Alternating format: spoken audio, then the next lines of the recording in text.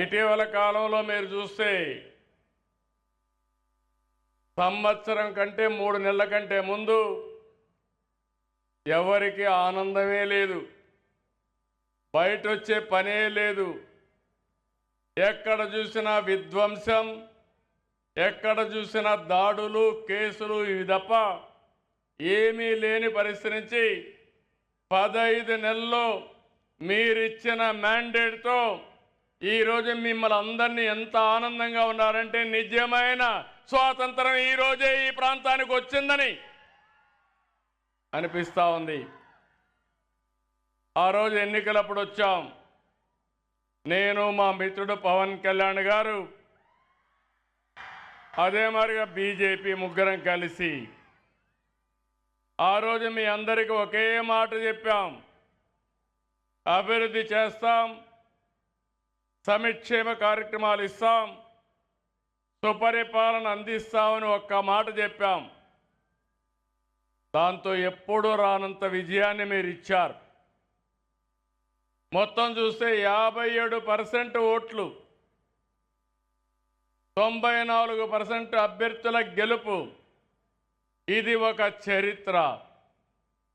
ఆ చరిత్రను చూస్తే ఈరోజు నేను ఈ 15 నెలల్లో ఒకటే ఆలోచించాను, అందరినీ హ్యాపీగా పెట్టాలి, మీ అందరి వాడిగా ఉండాలనుకున్నా ఈరోజు మీ ఉత్సాహం చూసిన తర్వాత అనిపిస్తుంది నాకు జీవితంలో ఎప్పుడూ లేనంత ఆనందం ఉందని మీ అందరికీ విజ్ఞప్తి చేస్తున్నా.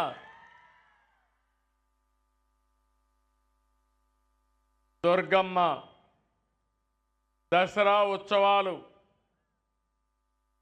ఎంత బాగా జరుగుతున్నాయంటే నేను మా ఆడబిడ్డలకు స్త్రీ శక్తి కింద ఉచిత బస్సు ఇచ్చాను. ఎప్పుడూ రానంత మంది ఆడబిడ్డలందరూ వచ్చి దుర్గమ్మ తల్లిని దర్శనం చేసుకొని మొక్కులు తీర్చుకునే పరిస్థితికి వచ్చారు. అది చూసినప్పుడు అనిపిస్తుంది ఒక నిర్ణయం, ఆ నిర్ణయం పెను ప్రభావం చూపించే పరిస్థితికి వచ్చింది. అలాంటి ఇంకొక పక్క సూపర్ 6 చెప్పాం, సూపర్ 6 ఇచ్చాం. ఈరోజు మీరందరూ కూడా ఒక పక్క సంక్షేమం పట్ల ఆనందంగా ఉన్నారు, ఇంకో పక్క అభివృద్ధి కూడా పరిగెత్తిస్తున్నాం. ఎప్పుడో మీరు ఒకసారి చూస్తే పోలవరం నుంచి పట్టిసీమ ద్వారా కృష్ణా డెల్టాకు నీళ్లు తీసుకొచ్చాం. ఇప్పటికి 10 సంవత్సరాలు పూర్తయింది. అదే ఆ రోజు కానీ తెలుగుదేశం పార్టీ అధికారంలో ఉండుంటే 2020 నాటికి పోలవరం పూర్తయి జాతికి అంకితం చేసేవాళ్ళం. దాన్ని అడ్డం పెట్టే పరిస్థితికి వచ్చారు, విధ్వంసం చేశారు. కానీ ఈరోజు మీ అందరికీ హామీ ఇస్తున్నాను, ఇంకా కృష్ణా జిల్లాకు నీటి కొరత చరిత్రలో ఎప్పుడూ ఉండదు, ఉండబోదని మరొకసారి విజ్ఞప్తి చేస్తున్నా. ఒక పక్క దుర్గమ్మ తల్లి ఆశీస్సులు, ఇంకో పక్క కృష్ణమ్మ పరవళ్ళు దొక్కుతా ఉంది. అది చూస్తే కన్నుల పండుగ. 7 లక్షల క్యూసెక్స్ వాటర్ వస్తూ ఉంది. ఇప్పటికే దగ్గర 1400 నుంచి 1500 టీఎంసీ నీళ్లు సముద్రానికి పోతున్నాయి. ఒక రోజులోనే 70 టీఎంసీ నీళ్లు పోతున్నాయి. ఇంకో పక్క పోలవరం కూడా దగ్గర 3500 టీఎంసీ నీళ్లు సముద్రంలోకి వెళ్ళాయి.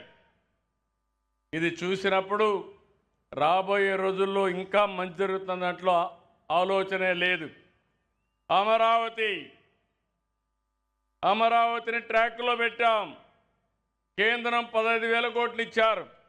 ఈరోజు పనులన్నీ ముమ్మరంగా జరుగుతున్నాయి.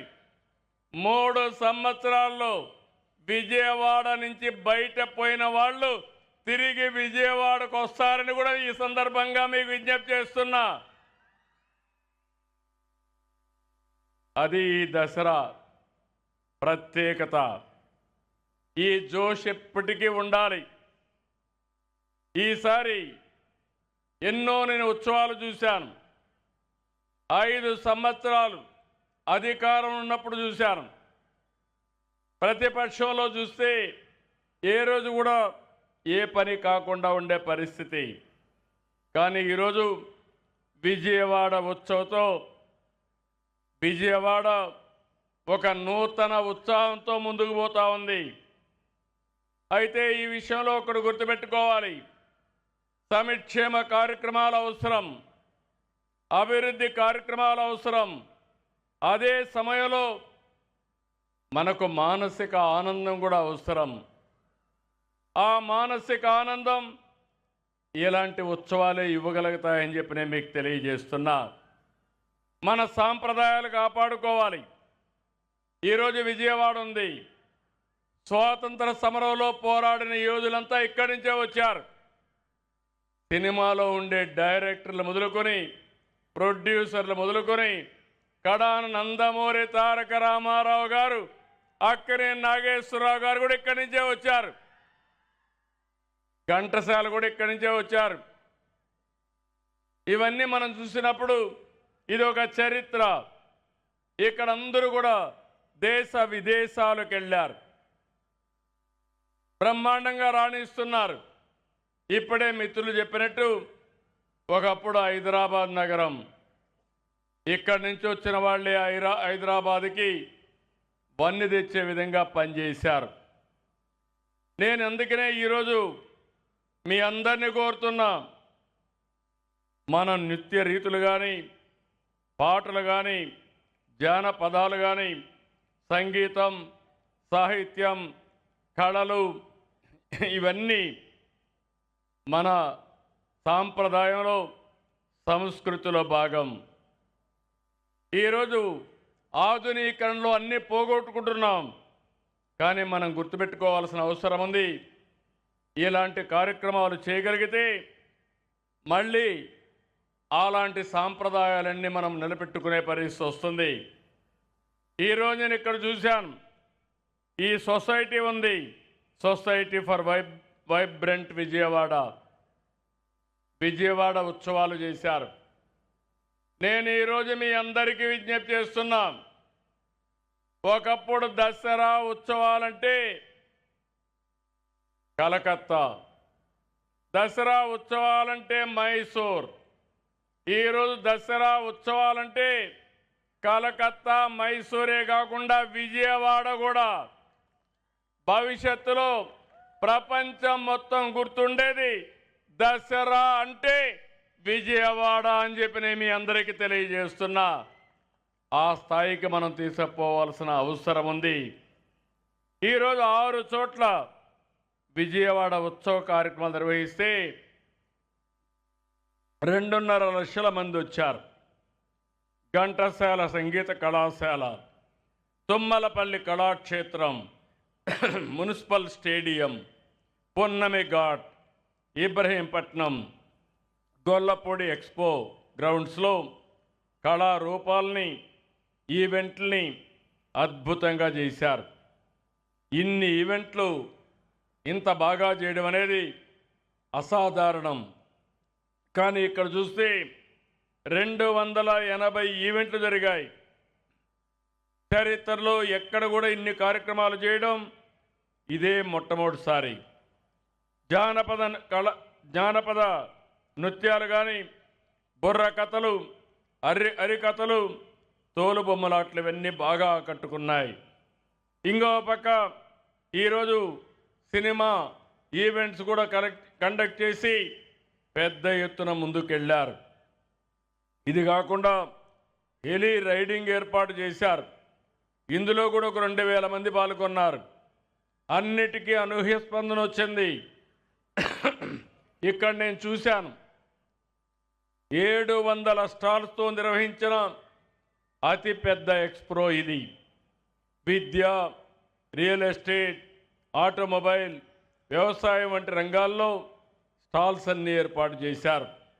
ఇంకో పక్క ఇప్పుడే నేను చూశాను, రోబోటిక్ కిచెన్ లాంచ్ చేశారు. అది చూస్తే అనిపించింది, ప్రపంచంలో మొట్టమొదటిసారిగా రోబోటిక్ కిచెన్ ఆర్టిఫిషియల్ ఇంటెలిజెన్స్ పెట్టి ఆటోమేటిక్గా చేశారంటే అది విజయవాడలో ఉండే పారిశ్రామికవేత్తల యొక్క సామర్థ్యం అని మరొకసారి మీకు తెలియజేస్తున్నా. మీరు గుర్తుపెట్టుకోవాలి, మీకు తెలివితేటలు ఉన్నాయి. కృష్ణా జిల్లాలో విజయవాడ నీళ్ళలోనే, ఈ గాలిలోనే ఆ ప్రభావం ఉంది. ఓసారి సద్వినియోగం చేసుకోరు మీరు, మీ శక్తి మీకు తెలియదు. అందుకే రాబోయే రోజుల్లో ఇలాంటి వినూత్నమైన కార్యక్రమాలు, ఇప్పుడు ఈరోజు కార్యక్రమాలు చూశాను, నేను చాలా కార్యక్రమాలు చూశాను. ఈరోజు మీరు చేసిన పని, బెస్ట్ పీపుల్ని ఐడెంటిఫై చేశారు, ఏజెన్సీలని వాళ్ళకందరికీ అప్పచెప్పారు, ఆర్గనైజర్స్ బాగా పనిచేశారు. అందుకే ఎక్కడా జరగనటువంటి ఈవెంటు 11 రోజులుగా 280 ఈవెంట్లు కండక్ట్ చేశారంటే ఇది ఒక చరిత్ర అని చెప్పి నేను మీకు తెలియజేస్తున్నా. ఈరోజు నేను కూర్చొని కాస్త కల్చరల్ ప్రోగ్రామ్ చూశాను.